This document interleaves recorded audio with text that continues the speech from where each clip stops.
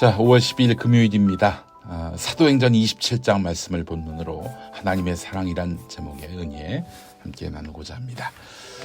자, 오늘 사도행전 27장 13절에서 38절까지입니다. 와, 역대급으로 긴 말씀입니다.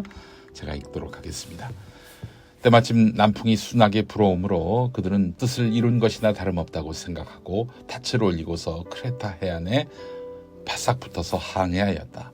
그런데 얼마 안 되어서 유라굴로라는 폭풍이 섬 쪽에서 몰아쳤다. 배가 폭풍에 휘말려서 바람을 맞서서 나아갈 수 없으므로 우리는 체념하고 떠밀려 가기 시작하였다. 그런데 우리가 가우다라는 작은 섬 아래쪽을 따라 밀려갈 때에 그 섬이 어느 정도 바람막이가 되어 주었으므로 우리는 간신히 거룻배를 휘어잡을 수 있었다. 선원들은 거룻배를 갑판 위에다가 끌어올리고 밧줄을 이용하여 선체를 동여매었다. 그리고 그들은 리비아 근해의 모래톱으로 밀려들까 두려워서 바다에 닻을 내리고 그냥 떠밀려 가고 있었다. 우리는 폭풍에서 몹시 시달리고 있었는데 다음날 선원들은 짐을 바다에 내던졌고 사흘째 날에는 자기네들 손으로 배의 장비마저 내버렸다. 여러 날 동안 해도 별도 보이지 않고 거센 바람만이 심하게 불었으므로 우리는 살아남으리라는 희망을 점점 잃었다. 사람들은 오랫동안 아무것도 먹지 못하고 있었다. 그때 바울이 이렇게 말하였다. 여러분은 내 말을 듣고 크레타에서 출항하지 않았어야 했습니다. 그랬으면 이런 재난과 손실을 당하지 않았을 것입니다. 그러나 이제 나는 여러분에게 권합니다. 기운을 내십시오. 이 배만 잃을 뿐 여러분 가운데 한 사람도 목숨을 잃지는 않을 것입니다. 바로 지난밤에 나의 주님이시오 내가 섬기신 분이신 하나님의 전사가 내 곁에 서서 바울아 두려워하지 말아라.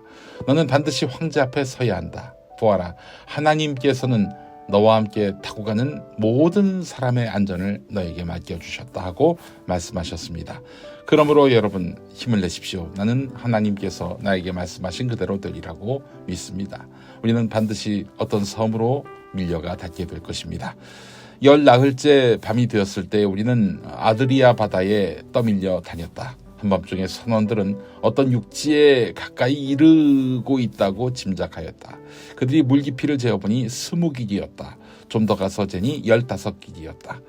우리는 혹시 암초에 걸리지 않을까 염려하여 고물에서 닷 4개를 내리고 나리새기를 고대하였다. 그런데 선원들이 배를 버리고 달아나려고 이물에서 닻을 내리는 척하면서 바다에 거룻배를 풀었다. 바울은 백부장과 병사들에게 말하였다. 만일 이 사람들이 배에 그대로 남아있지 않으면 당신들은 무사할 수 없습니다. 그러자 병사들이 거룻배에 밧줄을 끊어서 거룻배를 떨어뜨렸다. 날이 새어갈 때 바울은 모든 사람에게 음식을 먹으라고 권하면서 말하였다. 여러분은 오늘까지 10나흘 동안이나 마음을 졸이며 아무것도 먹지 못하고 굶고 지냈습니다. 그래서 나는 여러분들에게 음식을 먹으라고 권합니다. 그래야 여러분은 목숨을 유지할 힘을 얻을 것입니다. 여러분 가운데서 아무도 머리카락 하나라도 잃지 않을 것입니다.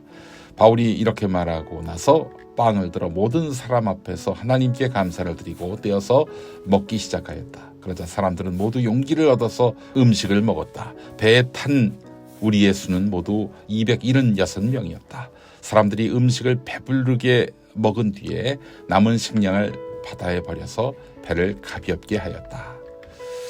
네, 오늘 말씀이 참 기록적으로 길군요. 그러나 이야기는 간단합니다.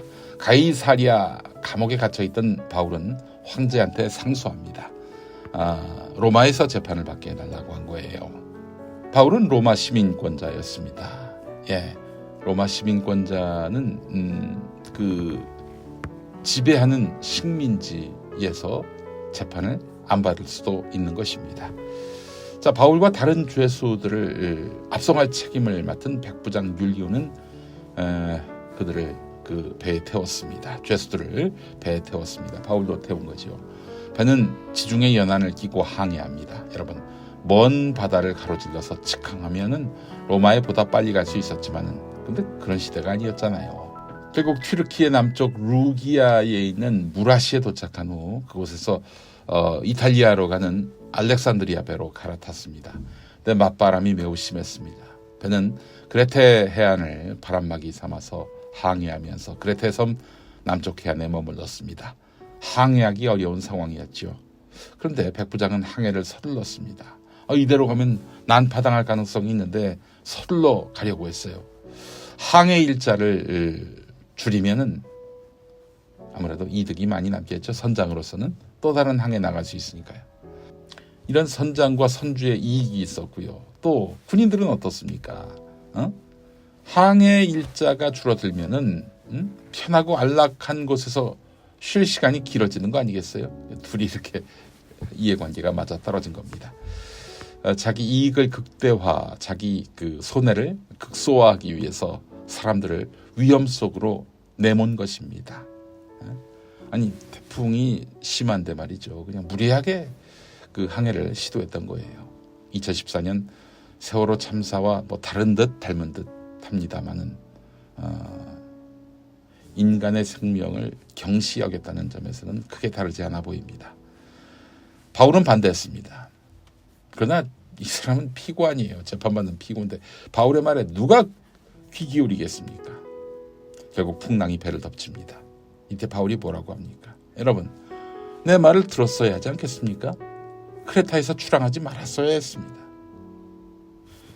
이렇게 무리하게 항해에 나섰다가 재난과 손실을 당할 상황에 놓인 거 아니겠습니까?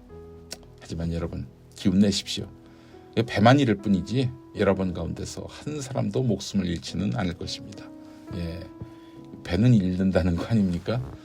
선장과 선주는 개피보네요. 그렇죠. 하나님의 법칙은 항상 이렇게 있는 자, 가진 자에게 박대한 편입니다. 그렇기 때문에 있는 자와 가진 자는요, 하나님을 경외한다면 보다 많이 베풀고 보다 많이 배려해야 하는 것입니다. 자, 결국 바울의 말대로 사람들이 목숨을 잃는 일은 없었습니다. 바울은 정말 하나님을 믿는 사람이었습니다. 여러분, 인간의 눈으로 보기에 도저히 불가능한 일이라도 하나님이 하시면 이루십니다. 하나님의 계획 어느 누구도 거역할 수 없습니다. 심지어 풍랑이 막아선다 하더라도 사람들이 자기 이익에 도취돼서 가야 할 방향, 가는 시간이 계획대로 되지 않는다 하더라도 하나님은 반드시 관철하시는 분이십니다. 그러하기에 우리가 하나님께 의지하고 신탁한다면 우리 앞에 잠시 차질이 빚어지고 좌절함이 있다 하더라도 절망할 이유가 없습니다. 그분의 계획대로 살아간다는 마음에는 절망과 의심이란 존재하지 않습니다. 우리는 그런 믿음을 품고 살고 있습니까? 함께 기도하시죠. 하나님, 지금 우리의 삶은 힘들고 세상은 소란스럽습니다. 우리가 어쩌다가 비틀거려도 기업고 중심을 잡고 진리의 길을 씩씩하게 걸어가도록 도와주옵소서. 하루하루를 하나님이 우리에게 주신 은총으로 생각하며 살아가게 하옵소서. 예수 그리스도의 이름으로 기도합니다. 아멘. 네, 오늘 함께할 찬양은요, 레니 리 블랑의 There is none like you라는 찬양입니다. 이게 주님과 같이 라는 찬양이죠. 여러분 잘 아시는 찬양입니다. 이 찬양 원어로 함께 만나보시고요. 자, 한국 기독교 장로회 총회교육국에서 만드는 말씀과사 많은 구독과 구매 바랍니다. 우리 이 시간 새벽 성서 읽기의 교재입니다. 자, 그리고 주일 예배 이제 모레 있습니다. 5월 14일 주일 예배 함께 하실 분들은요, 서울 마포구 월드컵 북로 5가길 8-15 지하 1층에 있는 벙커원 교회에서 예배하실 수 있습니다. 딱히 나가시는 교회가 없으시다면 벙커원 교회 한번 들러주시면 어떨까요? 5.18 광주 민중항쟁 기념 예배로 5월 14일 주일 예배 봉헌합니다. 자, 여러분 행복한 주말 보내시고요. 주일에 뵙겠습니다. 고맙습니다.